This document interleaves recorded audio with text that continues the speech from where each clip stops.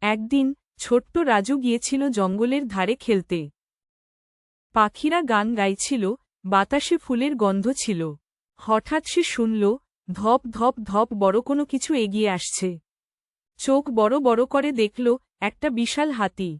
কিন্তু হাতিটা একদম রাগী নয়, বরং চোখে মুখে হাসি। রাজু সাহস করে এগিয়ে গিয়ে জিজ্ঞেস করল, হাতি দাদা, তোমার নাম কি?